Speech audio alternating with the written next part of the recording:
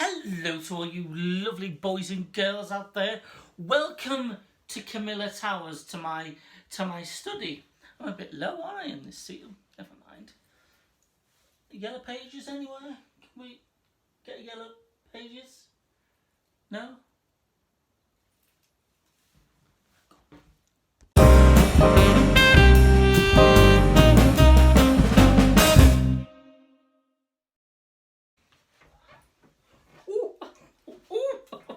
That's a bit better, dears. I'm on the exercise bike now. I'm levitated. So, welcome. Oh, it's a good job I've got knickers on. Welcome back to Camilla Towers and to my little corner of the internet, the YouTube, as I call it. And I'm going to be discussing, because everybody's talking about it now, boys and girls. Who's that? I've just got a message. Oh, wasn't important. I want to be talking about Drag Race UK. That's right, it's back on our screens.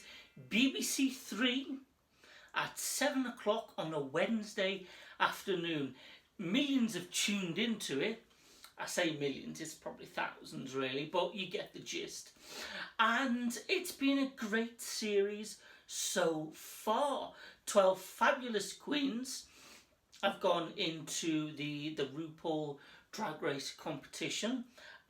We've had 3 eliminations, and they've all been great surprises.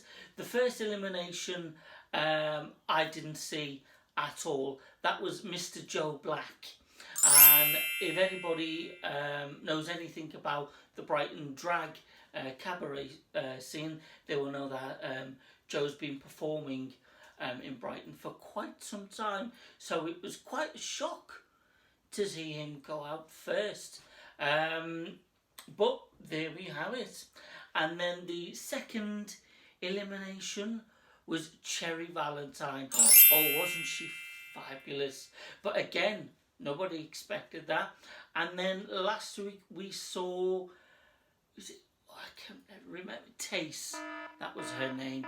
She sashayed away last week. But the show itself has been such a hit. You know, the first UK Drag Race was brilliant because it was the first ever UK edition of the show. Now, personally, I wasn't a fan of the American Drag Race. I could never really get into it, so I never really watched it. And the bits that I did watch, I didn't really like, to be completely honest with you. So I didn't really give it much attention. Oh, this bicycle seat. So when I watched the UK version, and I only watched it because it was set in the UK, I was pleasantly surprised. It had all the cattiness and the bitchiness of the American show, but with the British kind of sense of humour added in, because the Americans don't really do humour, not like us Brits anyway. So the first season was brilliant, and the 2 queens that I was rooting for actually kind of made it through. I really wanted Bag of Chips to win, but sadly she didn't. It was the Vivian, and she was my kind of second choice really, because she's a Liverpool girl, just like myself, and we Scousers have got to stick together. So that was season 1. Now season 2 has arrived. It's been good so far. It's been good. Although my favourite to win was Joe Black, because mainly he's kind of the more traditional drag act, cabaret act, which is what I always enjoy about drag.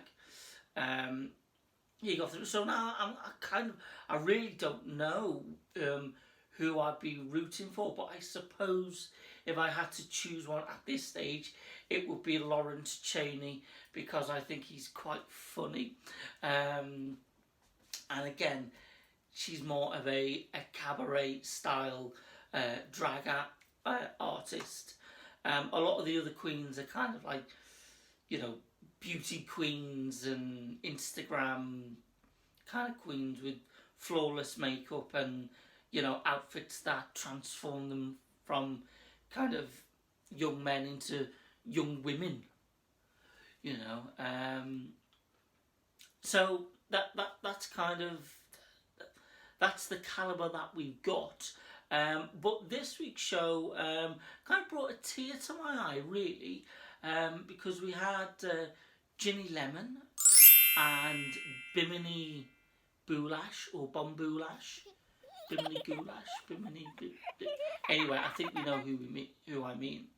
And they are both non-binary queens.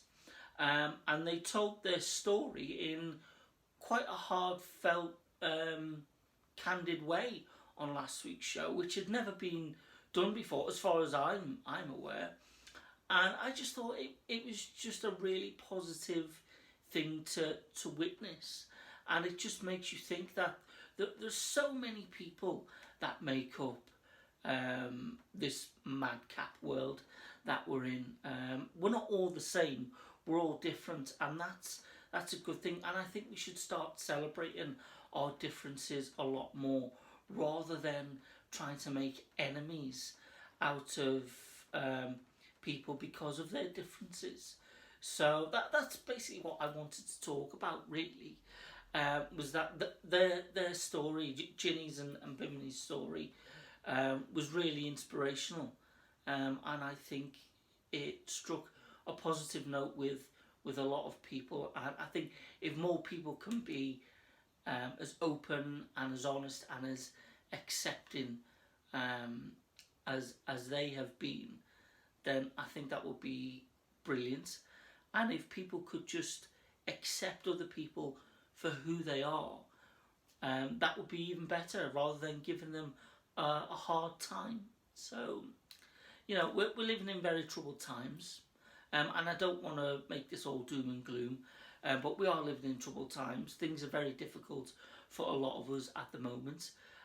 So I just want to say, just be nice to each other, you know. Spread the love, not the hate, because there's far too much love to spread around. So don't keep it all to yourself. Spread it out. So that's my message to you, dears. And now I'm getting off this seat because literally my arse has gone to sleep and my foot now has pins and needles. Thanks for watching. What I meant to say was, if you like the channel, subscribe. If you like it even more, tell all your friends to subscribe. If you like it so much you want to be updated regularly, turn on the bell notifications, which is somewhere down here, and you'll be updated as to when I upload videos. So yeah, so like, share, comment, spread the love, and we'll see you on the next video. Bye bye.